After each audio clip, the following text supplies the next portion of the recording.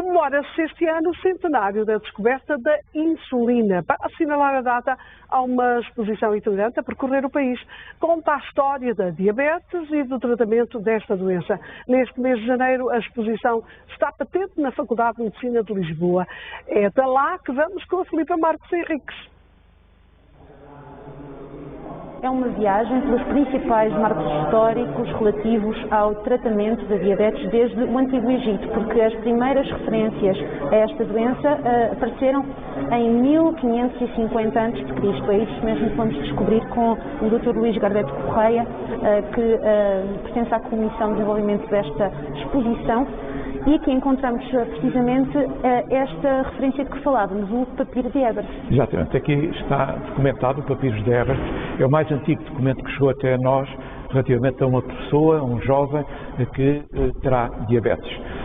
Aqui está descrita uma situação de uma criança que bebia muita água, urinava muito, e o qual foi submetido às mais mirabolantes terapêuticas e acabou naturalmente por morrer. Portanto, há vários passos, desde a definição do que é diabetes, desde a documentação da existência de açúcar na urina, desde a altura em que foi detectado açúcar elevado no sangue e muitos outros aspectos, até que a chegar ao princípio do século XX, onde 3 indivíduos têm com relativo sucesso descobrem o que é de facto a diabetes e o que é que está na origem da diabetes. Chegamos então ao início do século XX e encontramos aqui, como estamos a ver através das imagens do David Freitas, 2 nomes e 2 rostos muito importantes para a descoberta da insulina. Exatamente. Neste lado esquerdo nós encontramos Frederick Banting e do lado direito encontramos o professor John MacLeod. Banting é considerado hoje, digamos, o descobridor da insulina. Teve uma ideia que foi em cães, a quem ele extraía o pâncreas e, portanto, tornava-os diabéticos. Ele fazia um extrato desses ilhéus, conhecidos hoje ilhéus de Lange, onde se encontram as células que são produtoras de insulina. Ele estava a trabalhar em cães e em cães diabéticos ele injetava este extrato.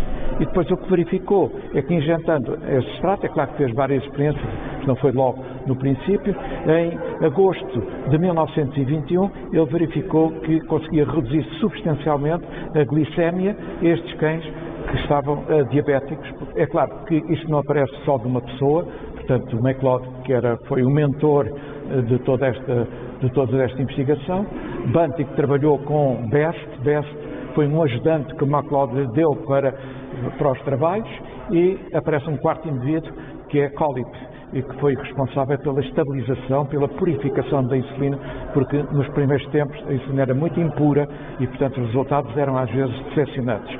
Portanto, Banting recebeu o Prémio Nobel, MacLeod recebeu também o Prémio Nobel em 1923 e qualquer deles dividiu o Prémio Nobel com Banting com Best, MacLeod com Collip, e estava descoberta a insulina. Em agosto de 1921 é então oficialmente descoberta a insulina e em janeiro do ano seguinte, 1922, é então tratada com sucesso a primeira pessoa.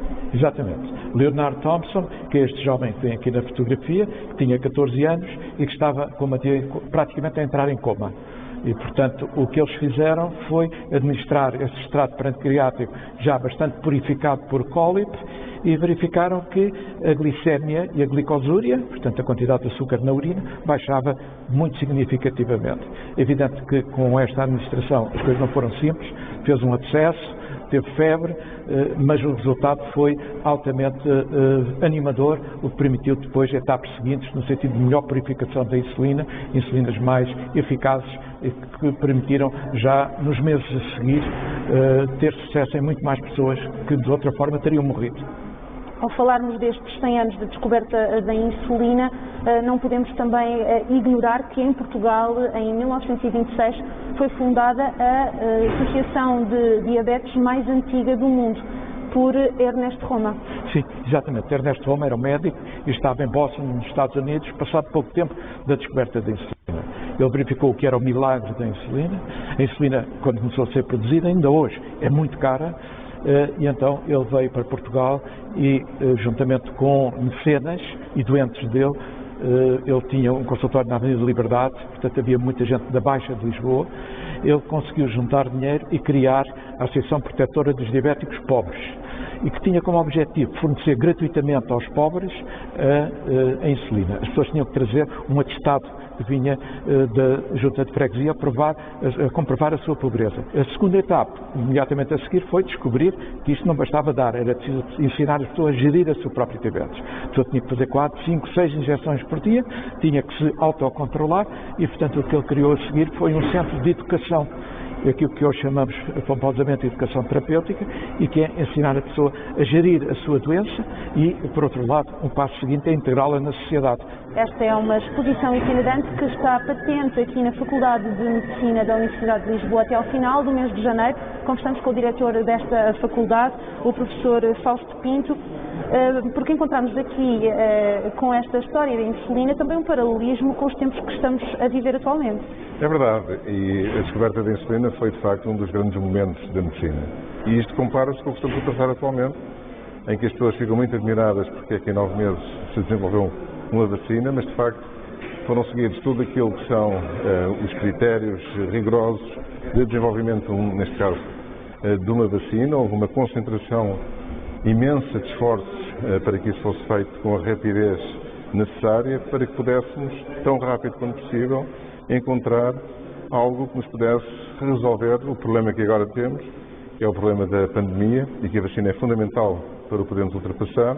Tal como há 100 anos atrás, tínhamos uma situação que era a diabetes, que era letal, era mortal, e que foi encontrada uma solução e que em poucos meses foi possível passar daquilo que foi a descoberta até a sua implementação no ser humano. Muito bem, muito obrigada. E esta exposição é uma exposição itinerante que, como dizemos há pouco, está patente aqui na Faculdade de Medicina da Universidade de Lisboa até ao final do mês de janeiro, mas que depois estará durante o mês de fevereiro no Hospital de São João e vai também passar por Coimbra, Funchal e Ponta Delgada. E antes de ver esta exposição, convém ter em consideração as restrições a que estamos sujeitas nesta altura devido à Covid-19.